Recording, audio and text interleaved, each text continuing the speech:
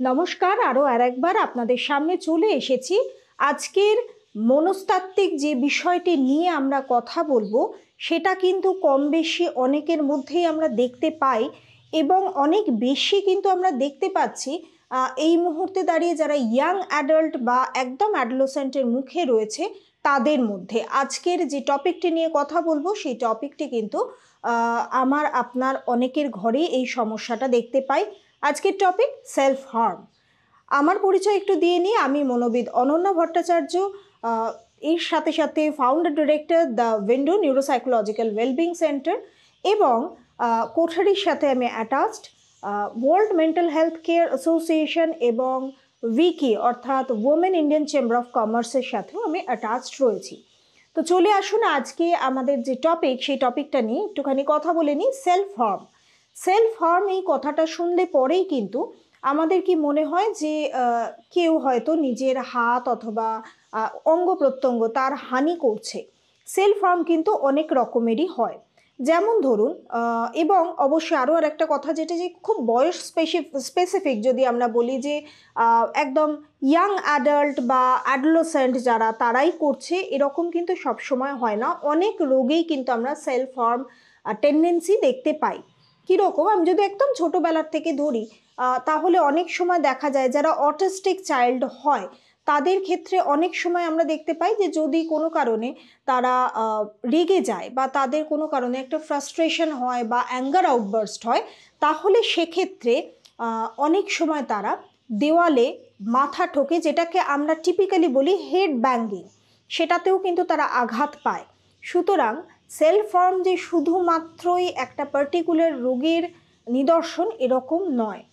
Self harm যখন আমরা অ্যাডোলেসেন্টের দিকে যাচ্ছি অনেক সময় দেখা যায় সাবস্ট্যান্স অ্যাবিউজ অর্থাৎ নেশার কারণে ছেলেমেয়েরা এমন অনেক কিছু করে, যেরকম ধরুন যখন নেশার দ্রব্য পাচ্ছে না, তার কারণ যারা কৈশোরকালীন অবস্থা দিয়ে চলছে তাদের কাছে তো এতটাও টাকা পয়সা থাকে না যে সব সময় নেশার দ্রব্য তারা কিনতে পারবে। যখন তারা পায় না তখন তাদের মধ্যে যে একটা অদ্ভুত কষ্ট হয় উইথড্রল টেন্ডেন্সির জন্য, যে তারা চাইছে সেই মুহূর্তে তাদের গোটা বডি চাইছে কিন্তু তারপরেও সেটা পাচ্ছে না। সুতরাং যে কষ্টগুলো হয় সেটার থেকে বেরোনোর জন্য তারা হাত অথবা পা কাটাকাটি করার চেষ্টা করে এবং সেই যে রক্তপাতটা হয়, সেই যে কষ্টটা হয়, সেখান থেকে দাঁড়িয়ে তারা হয়তো তাদের ওই তীব্র কষ্টটা, যেটা ফ্রিকোয়েন্সি লেভেল তাদের মতে এই হাত পা কাটা বা রক্ত বেরোনো এগুলোর থেকে অনেকটাই বেশি, সেই তীব্র কষ্টটা আপেক্ষিকভাবে ওই যে নিজেকে হাত পা কেটে বা সেলফ হার্ম করে যে কষ্টটা পাচ্ছে সেটাতে কমিয়ে দেয় বলে তারা মনে করে। তো এরকম কিন্তু সাবস্ট্যান্স অ্যাবিউজের ক্ষেত্রে আমরা অনেক সময় দেখতে পাই। এই আলোচনাটা করার আগে একটা ছোট্ট অ্যালার্ম আমার দেওয়া উচিত, তার কারণ এরপরে যে পার্টটায় আমরা ঢুকবো সেই পার্টটা শুনতে গিয়ে যদি কারোর কোনো রকম কোনো অস্বস্তি বোধ হয় বা যদি মনে হয় যে না তাদের মধ্যে এরকম কোনো ভাবনা ট্রিগার করছে, তাহলে অবশ্যই বলবো যে এই ভিডিওটা ছেড়ে বেরিয়ে যেতে। যখন নিজে স্বাভাবিক মনে হবেন তখন আবার ফিরে এসে দেখতে। এটা কিন্তু একটা অ্যালার্ম কল আপনাদের কাছে দেওয়া রাখলো। এবং মাথায় রাখবেন যে যদি এরকম কোনো কিছু আপনারা অসুবিধে ফিল করেন তাহলে কিন্তু সাথে সাথে এই ভিডিও থেকে বেরিয়ে যাবেন।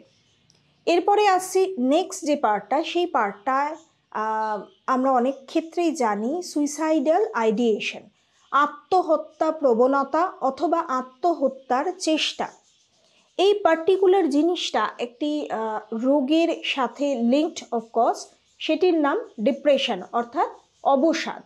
অবসাদ নিয়ে অনেকে অনেক রকম কথা বলেছেন, অবসাদ নিয়ে অনেকে অনেক রকমভাবে হয়তো আলোচনা করেছেন, কিন্তু পার্টিকুলারলি বেশ কয়েক বছর আগে আমরা দেখেছি যে একজন অ্যাক্টর, বলিউডের একজন অ্যাক্টর স্বনামধন্য সুশান্ত সিং রাজপুত, তার সুইসাইড করার পর সমস্ত ভারতবর্ষ কিন্তু একেবারে একটা দোলাচলের মধ্যে চলে আসে এবং সেখানে কোথাও দাঁড়িয়ে এই যে সুইসাইড বা আত্মহত্যার প্রবণতা, আত্মহত্যার চেষ্টা, অবসাদ এগুলো কিন্তু ক্রমশ কথায় উঠে আসে।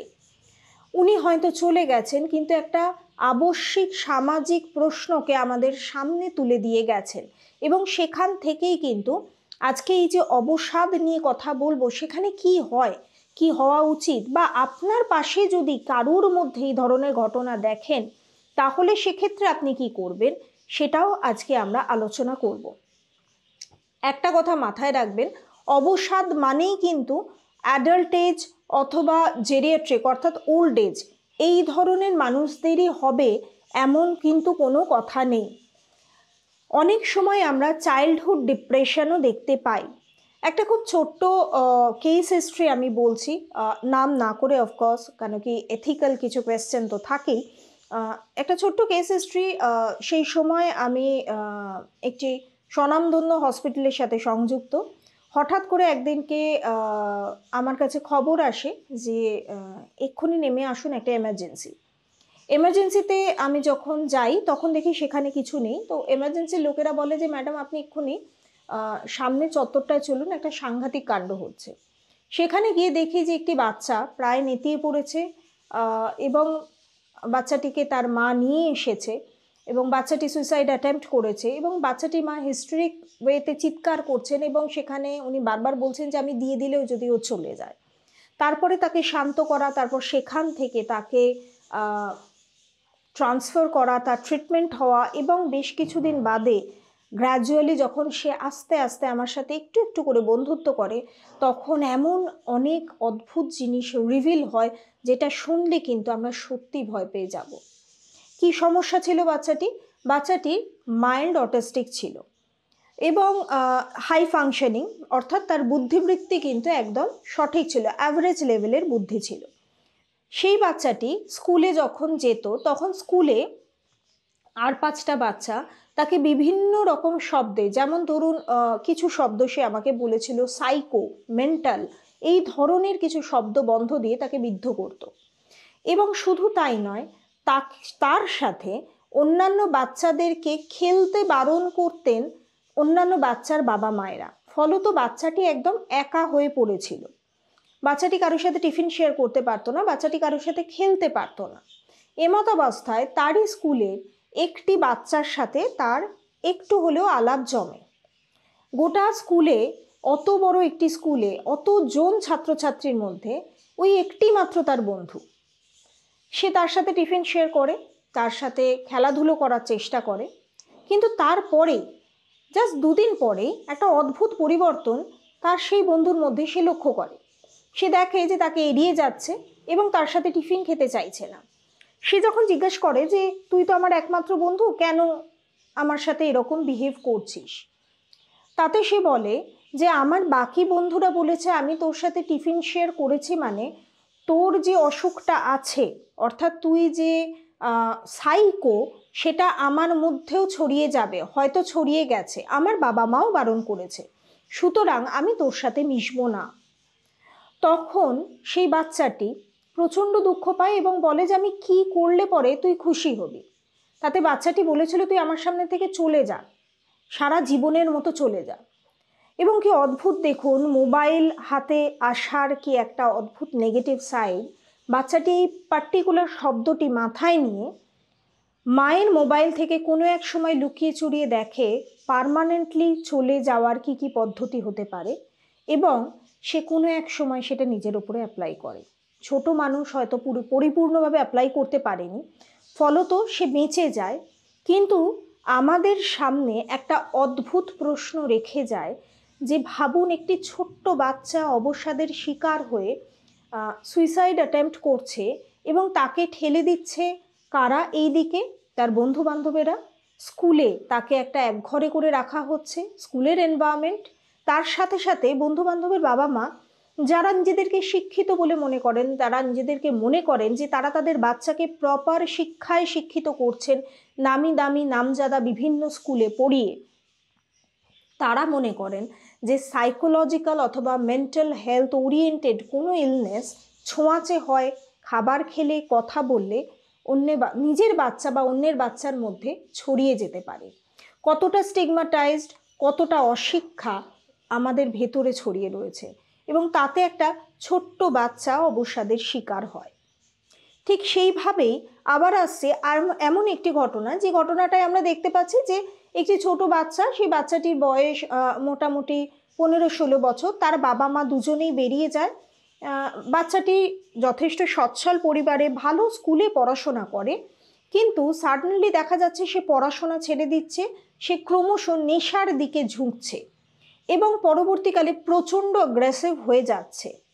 যখন এই কেসটি নিয়ে আমরা হ্যান্ডেল করতে শুরু করি, তখন দেখি যে বাচ্চাটা একেবারেই একাকিত্বের শিকার এবং সেই সমস্ত কিছু কাজ করছে শুধুমাত্র বাবা মার অ্যাটেনশন সিকিং বিহেভিয়ার। এটা অ্যাটেনশন সিকিং বিহেভিয়ার, বাবা মার অ্যাটেনশন সিক করার জন্য।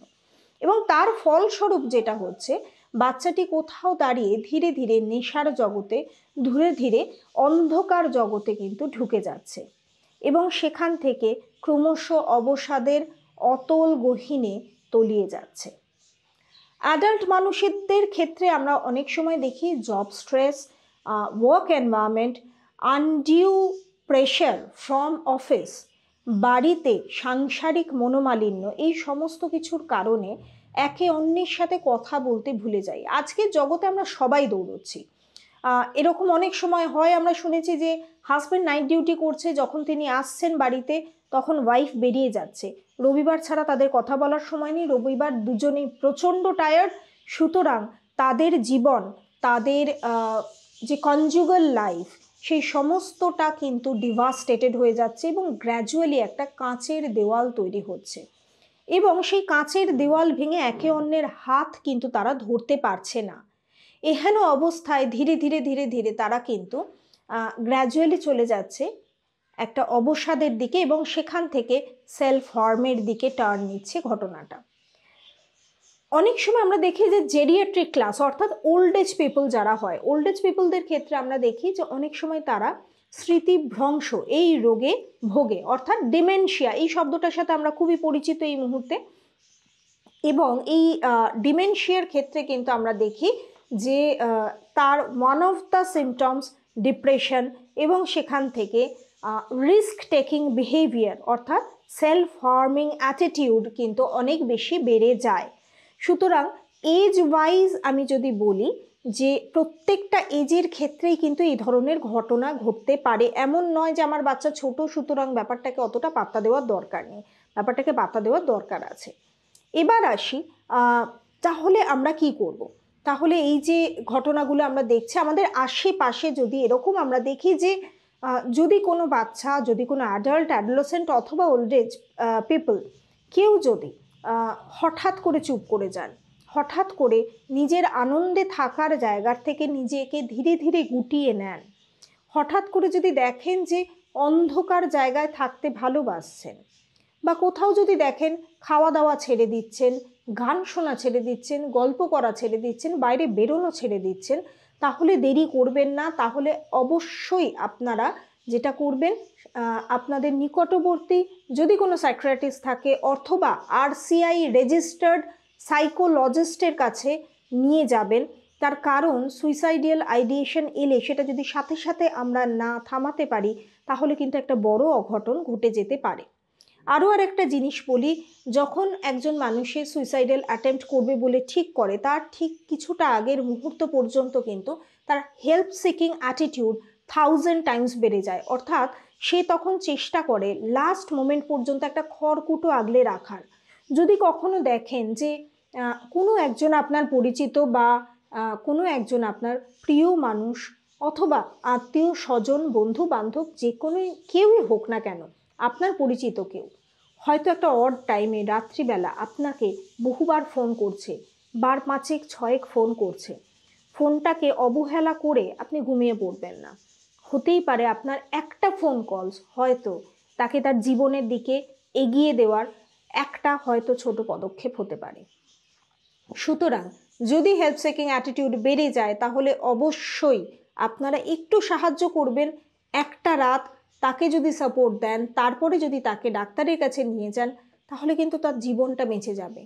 নচেত যদি আপনারা এই সাহায্যটা না করেন, পরের দিন উঠে যদি শোনেন যে সে আর এই জগতে নেই, সে হয়তো সেলফ হার্ম করতে গিয়ে নিজেকে শেষ করে দিয়েছে, গিল্টের যে বোঝাটা আপনার পিঠে চাপবে, আপনার মনে চাপবে, সেটার থেকে আপনি কোনোদিন বেরোতে পারবেন না।